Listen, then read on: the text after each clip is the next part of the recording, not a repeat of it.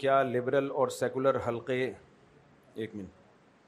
کیا لبرل اور سیکولر حلقے شخصی آزادی کے نام پر فحاشی اور معاشرتی بے راہ روی کے درمیان موجودہ فرق کو جان بوجھ کر نظر انداز کر رہے ہیں؟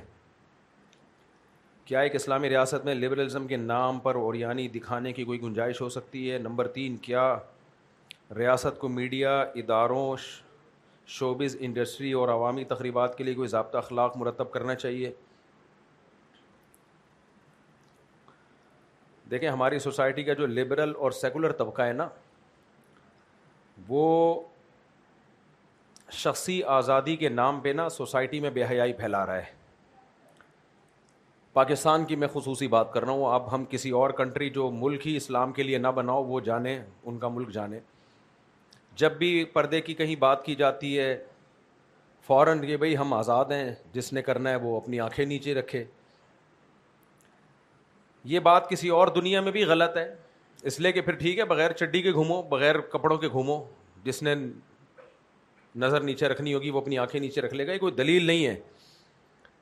اور پاکستان میں تو یہ کسی بھی لحاظ سے دلیل بنتی نہیں ہے، ملک کی بیس ہی ہے کہ اسلام کے نام پہ بنا ہے۔ دیکھو، دنیا میں 2 ہی بیسز ہوتی ہیں ملکوں کی، یا تو قومیت۔ جرمنی میں گیا ہوں، ٹوٹلی جرمن زبان ہے، جرمنوں کے لیے ملک بنا لیا، فرینچ کے لیے الگ ملک بن گیا، ٹوٹلی فرینچ۔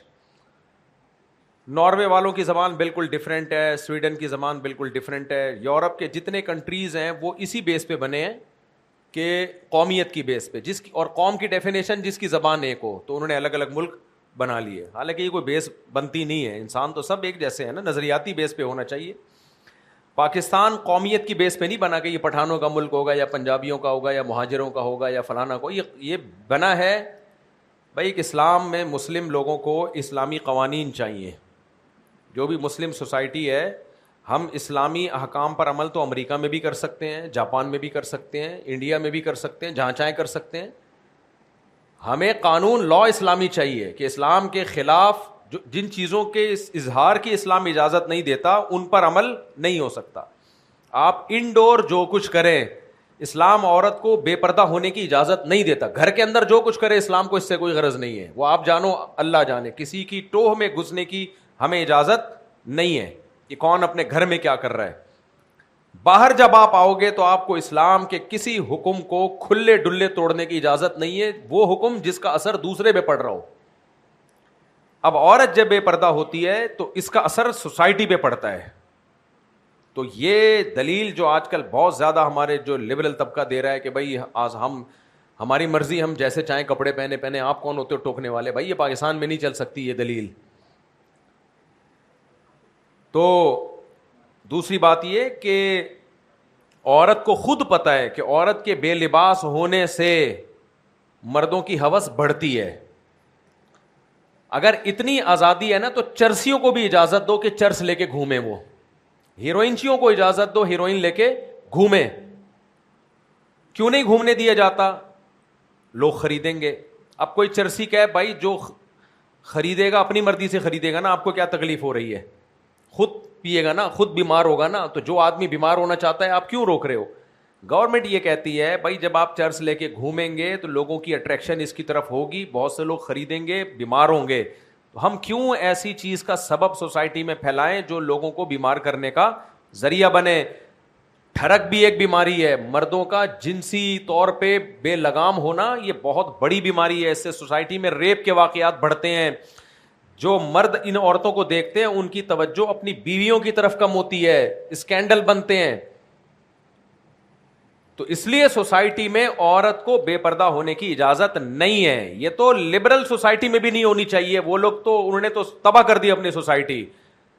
یہ تو عقل کے بھی خلاف ہے، کیونکہ عورت بے پردہ گھومے گی تو مرد خراب ہوں گے اس سے۔ آپ یہ نہیں کہہ سکتے نہ ہو خراب، تو پھر چرس کی بھی اجازت دو، نہ پیئیں لوگ چرس۔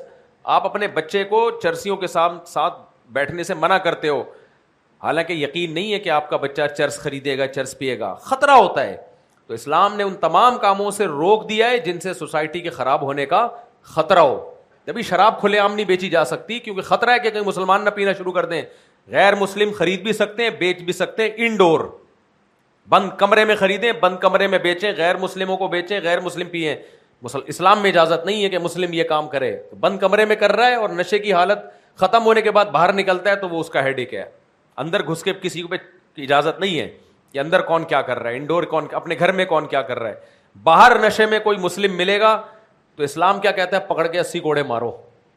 جب تک مسلمانوں کی اسلامی حکومتیں مضبوط تھیں, کسی کو نشے میں دیکھ لیا جاتا تھا تو کتنے کوڑے لگتے تھے, 80 کوڑے. تو ہاں نشے میں نہیں ہے تو پھر یہ نہیں ہے گھر جا کے اس کا فریج چیک کریں گے اندر کیا کیا رکھا ہوا ہے اس نے.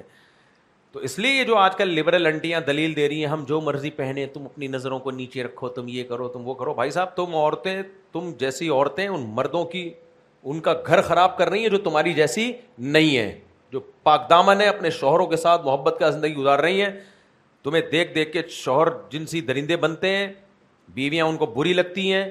یہ تو ایک نقصان ہے سوسائٹی میں. اور دوسرا جو نقصان ہے, جو زنا پھیلے گا, زنا تو اسلام میں, اور زنا کے نتیجے میں جو ولد الزنا بغیر باپ کے بچے یہ پیدا ہوں گے, یہ سارے دیکھ لو نا باہر ملکوں میں تو باپ اور بغیر باپ کا فرق ہی ختم ہو گیا. تو اس کی پہلی سیڑھی یہی ہے کہ بے پردہ ہونا. تو اس لیے مرد کو بھی حکم ہے کہ نظر کی حفاظت کرے, عورت کو بھی حکم ہے کہ وہ گھر سے باہر اگر نکلے تو پردے کے ساتھ نکلے. تو یہ دلیل بالکل درست نہیں ہے.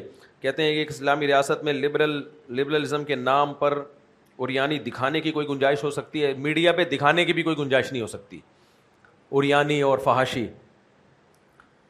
وہ ایک جنرل مشرف نے کہا تھا نا کہ عورتیں میراتھن ریس کریں گی, چڑیاں پہن کے دوڑیں گی, جس کو بری لگتی ہیں اپنا ٹی وی بند رکھے.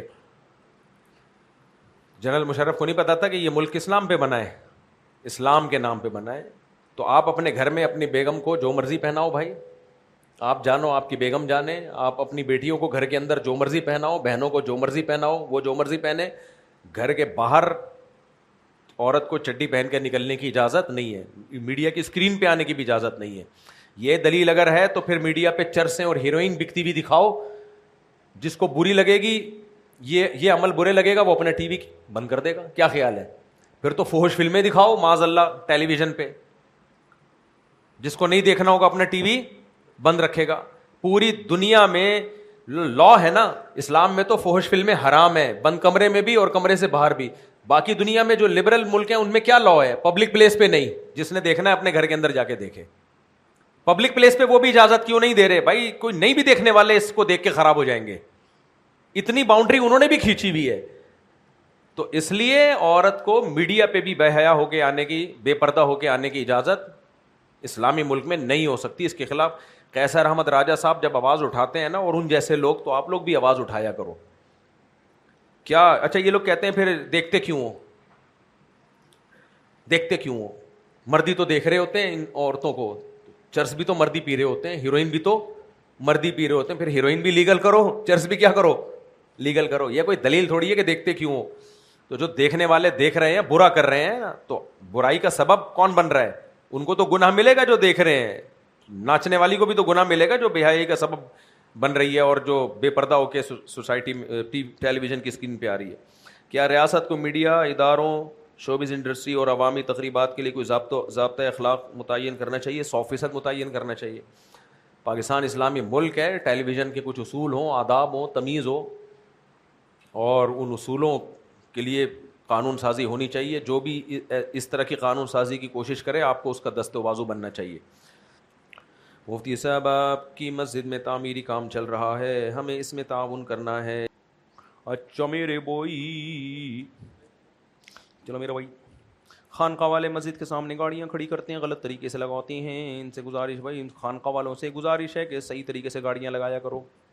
یہی گزارش کر سکتا ہوں میں, اور کیا. ہمارے حضرت کی خانقاہ تھی, اتنے سخت تھے نا اس پہ کہ گاڑیاں سیدھی لائن میں لگایا کرو, اور کہتے تھے کہ یہ دینداروں میں بہت بڑی خرابی ہے مینجمنٹ کا نہ ہونا. کوئی روڈ بلاک کر کے بائک کھڑی کر دے, اتنا شدید غصے ہوتے تھے. نبی نے فرمایا کہ جو راستے میں تکلیف دہ چیز پھینکے گا نا, ہٹائے گا نہیں, تو وہ ایمان کے آخری حصے میں بھی نہیں ہے. تو جو تکلیف دہ چیز لے کر آئے گا وہ ایمان کے کس حصے میں ہوگا؟ تو میرے بوئی, اور کوئی سوال؟ ایک سوال ہے.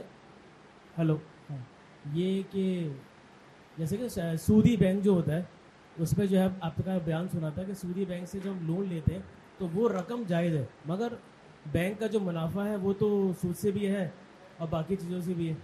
تو وہ جو رقم جو مل رہی ہے وہ نہیں, اس میں سود سے منافع کم ہے. جو لوگوں کی بچتیں ہیں وہ بے تحاشا ہوتی ہیں, ان کا کوئی ریشو ہی نہیں ہے, اس لیے وہ جائز.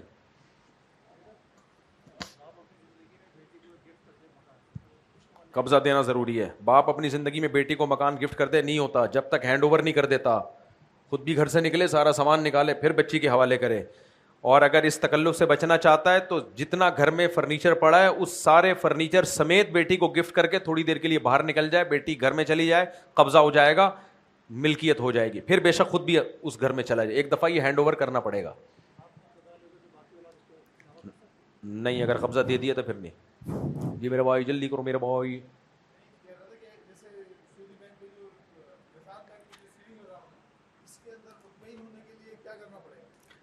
جائز ہے, بس مطمئن ہونے کے لیے علماء نے اتنی تحقیقات کے بعد جائز ہونے کا فتویٰ دیا, تو آپ کو مطمئن ہونے کی کیا ضرورت ہے؟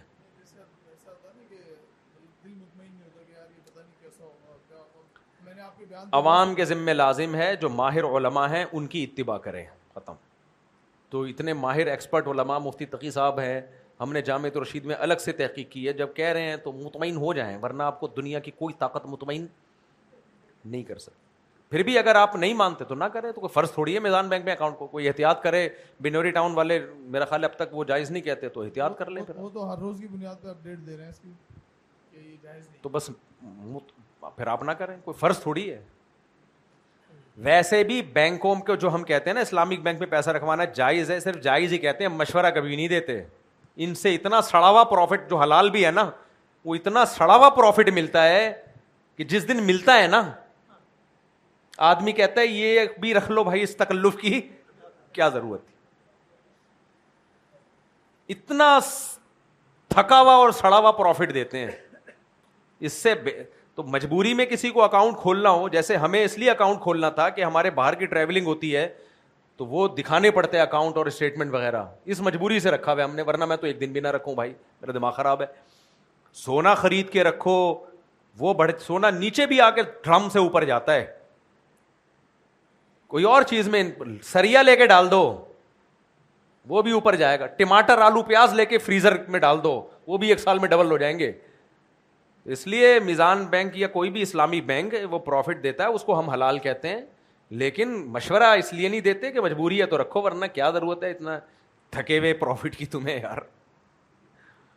اس پہ بھی گورنمنٹ ٹیکس کاٹ لیتی ہے. آدمی دیکھتا ہے اکاؤنٹ میں اڑے 5,000 روپے آئے, چلو 5 تو آئے نا, کم از کم 2-4 دنوں کے ناشتے کا, 1 مہینے کے ناشتے کا انتظام, تو پتہ چلتا ہے اتنے روپے ٹیکس میں کٹ گئے. السلام علیکم. نہیں دو یار. مفتی صاحب, آپ سے سوال یہ تھا کہ جج صاحب جو کھلا دے رہے ہو عدالتی, اس میں عورتیں لے کے بیٹھ جاتی گھر میں, دوسری شادی کرتی ہیں, جو مرد کے پاس لازم ہے کہ پتہ کرے. جی ہاں, اگر کسی عورت نے کورٹ سے خلا لیا اور کسی مرد کو نکاح کا پیغام بھیجا, اس مرد پہ لازم ہے کہ پہلے اس خاتون سے پوچھے یہ کورٹ شریعت کے مطابق ٹھیک ہوا ہے یا نہیں ہوا, میں اس کی تحقیق کروں گا, اس کے بعد شادی کرے. صرف اتنا عورت کا کہہ دینا کافی نہیں ہے کہ میں نے خلا لیا ہے, بس اس بیس پہ نہیں حلال ہوگی کسی کے لیے. تحقیق کرنی پڑے گی, علماء کو دکھانا پڑے گا کہ تنسیخ نکاح کی شرطیں پائی گئی تھیں یا نہیں پائی گئی تھیں. ہاں, اگر کوئی عورت کہتی ہے میرے مرد نے مجھے 3 طلاقیں دے چکا ہے, تو آپ کو اگر لگ رہا ہو کہ واقعی یہ سچ کہہ رہی ہے تو پھر اس بیس پہ آپ اس سے نکاح کر سکتے ہو, کیونکہ ہمارے پاس اور تو کوئی طریقہ ہے نہیں کہ اس کے میاں کو پکڑ کے بول دی ہے کہ نہیں دی ہے. تو شریعت میں یہ ہے کہ علماء نے لکھا ہے کہ اگر کوئی عورت کہتی ہے بھائی میرے میاں نے مجھے طلاق دے دی ہے اور عدت بھی پوری ہو چکی ہے اور پرانے والا میاں بھی نہیں آ رہا آپ سے رابطہ کر رہے ہیں, تو اس کا مطلب واقعی دے دی ہوگی. لیکن خلا میں تو وہ یہ تو سچ کہہ رہی ہے کہ کورٹ سے خلا ملا ہے, لیکن کورٹ کا خلا صحیح ہوا ہے کہ نہیں ہوا, یہ تو زیادہ تر تو غلط خلا ہوتے ہیں. اس لیے اس میں کسی بڑے ادارے سے یا کسی مفتی سے پوچھنا ضروری ہے. ایک چترول سینٹر ہونا چاہیے جس میں جو مرد ظلم کر رہا ہے اور خلا بھی نہیں دے رہا, اس کو چترول لگا کے اس سے. حضرت عمر بڑے زبردست تھے یار. حضرت عمر کے پاس جب بھی کوئی 3 طلاقیں دے, یہ صرف حضرت عمر ہی سے ثابت ہے, کسی صحابی سے ثابت نہیں ہے کوئی 3 طلاقیں دے کے آیا اور صحابی صرف اتنا کہتے تھے بیوی حرام ہو گئی, اس سے آگے نہیں. حضرت عمر وہ واحد تھے کہ جب کوئی شخص آتا نا 3 طلاقیں دیے, پہلے سر پہ کوڑے مارتے اس کے. جب بھی میں حدیث پڑھتا ہوں اتنا مزہ آتا ہے, پہلے سر پہ کیا مارتے, کوڑا ہر وقت ان کے ہاتھ میں ہوتا تھا, اس کے بعد کہتے بیوی حرام ہو گئی, حالانکہ کوڑا مارے بغیر بھی بتایا جا سکتا تھا. عمر تھے بھائی, ان کا کانفیڈنس لیول کیا تھا, وہ نہیں دیکھتے تھے کسی کو, پہلے چماٹ لگے گا اس کے بعد مت. تو ہمارا بھی دل چاہتا ہے کوئی 3 طلاقیں دینا اکٹھی, اور مسئلہ پوچھے, میرا دل چاہتا ہے پہلے اس کو رکھ کے طبیعت سے مارو چماٹ, لیکن ہم تو عمر نہیں ہے نا بھائی, ہم تو اصل آگے سے 6 چماٹے وہ مار دے. چلے بھائی سوال. مفتی صاحب سوال یہ ہے کہ ابھی جو گورنمنٹ نے, پاکستان گورنمنٹ نے جو اعلان کیا ہے آسان گھر اسکیم کے حوالے سے, جو لون پرووائڈ کری ہے پبلک کو, اس پہ 10% مارک اپ, وہ جو پراپرٹی کے لیے ٹیکس دے رہی, پراپرٹی کے وہ اگر اسلامک بینک سے لیں تو ٹھیک ہے, اسلامک بینک سے لیں تو ہاں پھر ٹھیک ہے, لے لیں, اچھی آفر ہے, گھر بنا لو فری پاکٹ میں. گورنمنٹ اتنی مہربان ہوتی نہیں ہے, مجھے تو لگ رہا ہے ہمیں ٹوپی ڈرامہ نہ چل رہا ہوں, دے بھی رہی ہے واقعی, بس لے لو پھر گھر بنا لو, ابھی کما رہے ہو ابھی سے بنا لو, اگر مل رہا ہے تو کیا چاہیے.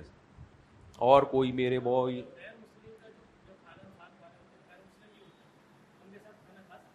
ہاں کھا سکتے ہیں, کھا سکتے ہیں, کتا بلا نہ کھا رہے ہوں, بس حلال کھا رہے ہوں. یہاں سمجھے اس نے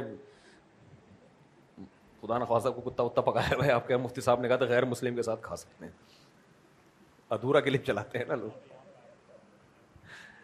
اور میرا بھائی ایسے ملک میں ملازمت کرتا ہوں جس کا اسرائیل سے پیکٹ ہے, تو ادھر میں نارملی کسی ایئر لائن میں کام کرتا ہوں, تو اس کے ادھر کام کرنے اس ملازمت کے حوالے سے کیا ہے, کیونکہ کہاں ایک ایسے ملک میں کام کرتا ہوں, اس میں ایئر لائن میں کام کرتا ہوں, ہاں, بٹ لوگ مجھے یہ بولتے ہیں کہ وہ فیسیلیٹیٹ کر رہا ہو آپ اسرائیل کو, کیونکہ ان کا پیکٹ ہے ان سے. جائز ہے, جائز ہے, کسی بھی کنٹری اس کے ساتھ خرید و فروخت, تجارت, ملازمت سب جائز ہے, جب تک براہ راست تعاون نہ کیا جائے. براہ راست کا مطلب کیا ہوتا ہے؟ براہ راست تعاون کا مطلب یہ ہوتا ہے کہ آپ پائلٹ بن کے بمباری کرنے کے لیے آ رہے ہو, صحیح ہے نا, ان کی کسی جنگی جہاز میں آپ پائلٹ بن کے آ رہے ہو بمباری کرنے کے لیے, یہ والا تعاون ہوتا ہے. کیونکہ اس طرح کا تعاون اگر ناجائز ہو گیا نا, پھر تو کوئی چیز حلال بچے گی ہی نہیں. مفتی صاحب میرا سوال یہ ہے کہ اگر کوئی شخص جمعے کے دن دوسرے خطبے میں پہنچ گیا, اس کو جمعے کا ثواب ملے گا یا نہیں؟ دوسرے خطبے میں پہنچ گیا تو بس جمعے کا ثواب, جو بڑا ثواب تھا, اس سے محروم ہو گیا وہ, کیونکہ خطبہ بھی جمعے کا حصہ ہے. حدیث میں آتا ہے جب خطبہ شروع ہوتا ہے نا, فرشتے اعمال لپیٹ کے کھڑے ہو جاتے ہیں, بس نام ہی نہیں لکھتے اس کا. تو اب یہ مطلب نہیں کہ آئے نہیں, آ تو جائے, لیکن جمعہ تو مل جائے گا اس کو, لیکن گنہگار ہوگا وہ. اور مولانا اشرف تعالی رحمۃ اللہ نے لکھا ہے کہ بیشتی زیور میں کہ اگر کوئی سبحان اللہ اور لا حول ولا قوت کا منت مانے تو یہ نہیں ہے, منت اس کی پوری نہیں ہوگی. جی دیکھیں, منت عبادت مقصودہ کی پوری کرنا واجب ہے, جس عبادت مقصودہ میں اس کی جنس میں سے کوئی واجب بھی ہو. تھوڑی گاڑی اردو اور اصطلاحات استعمال کی ہیں. مثال کے طور پر مسلمان سے مسکرا کے بات کرنا بھی صدقہ ہے, نیکی تو یہ بھی ہے. اب میں منت مانوں کہ اگر میں امتحان میں پاس ہو گیا تو میں مسلمان سے مسکرا کے بات کروں گا, تو یہ منت منعقد نہیں ہوتی, کیونکہ یہ نیکی تو ہے, عبادت مقصودہ. اس کو عبادت کہا جائے گا اس سینس میں کہ ہر نیکی عبادت ہے, لیکن عبادت جو نماز روزے کی طرح یہ عبادت نہیں ہے کہ جس کی مخصوص شرائط اور مخصوص احکام ہے اور وہ فرض بھی ہے. تو ایسے ہی سبحان اللہ اور لا حول ولا قوت الا باللہ یہ ثواب کا کام ہے, نیکی کا کام ہے, مگر یہ عبادت مقصودہ نہیں ہے. نہ یہ نماز کی طرح فرض ہے, نہ یہ روزے کی طرح فرض ہے. اس لیے اگر کوئی یہ منت مان لیتا ہے لا حول ولا قوت الا باللہ اتنی دفعہ پڑھوں گا, تو یہ منت پوری کرنا واجب نہیں ہوتی. حتیٰ کہ کوئی تلاوت قرآن کی منت بھی مانتا ہے تو وہ بھی واجب نہیں ہوتی, کیونکہ قرآن کی تلاوت بھی ثواب ہے, واجب نہیں ہے, مقصود نہیں ہے, نیکی ہے. میں نے بتایا نا, ہر نیکی اصطلاحی معنی میں عبادت نہیں ہوتی. تو اس لیے علماء نے لکھا ہے کہ اگر کوئی قرآن کی تلاوت کی منت مان لیتا ہے کہ میرا یہ کام ہو گیا تو اتنے پارے پڑھوں گا, تو وہ منت واجب نہیں ہوتی. تو خلاصہ یہ کہ منت جو واجب ہوتی ہے نماز کی, روزے کی, صدقہ کی, ان 3 چیزوں کی منت واجب ہوتی ہے. درود شریف کی منت واجب ہوتی ہے نہیں ہوتی, اس میں علماء کا اختلاف ہے کہ اگر کہ میں 100 دفعہ درود شریف پڑھوں گا یا 1000 دفعہ, اس میں علماء کا اختلاف ہے. تو بعض نے کہا یہ بھی ثواب تو ہے لیکن عبادت مقصودہ نہیں ہے. لیکن ہمارے حضرت مفتی رشید احمد صاحب رحمہ اللہ کی رائے یہ تھی کہ درود شریف کی منت اگر کوئی مانتا ہے تو واجب ہو جائے گی. وجہ اس کی ہے کہ وہ عبادت مقصودہ ہے. کیونکہ قرآن نے حکم دیا ہے کہ نبی پر درود پڑھو اور کم سے کم پوری زندگی میں ایک دفعہ فرض بھی ہے. تو انہوں نے فرمایا کہ عبادت نبی کے لیے دعا کرنا یہ ہم اللہ کی عبادت میں کر رہے ہوتے ہیں نا, اللہ کی عبادت کر رہے ہیں جو نبی کے لیے ہم دعا مانگ رہے ہیں. تو اس لیے قرآن نے حکم دیا ہے اور یہ ایک دفعہ پوری زندگی میں فرض بھی ہے. تو اس لیے مفتی رشید احمد صاحب کی رائے یہ تھی کہ درود شریف کی اگر کوئی منت مانتا ہے تو وہ واجب ہو جاتی ہے. بعض علماء کے صحیح واجب نہیں ہوتی. کافی ہو گیا میرا خیال ہے میرے بھائی. چلو بھائی.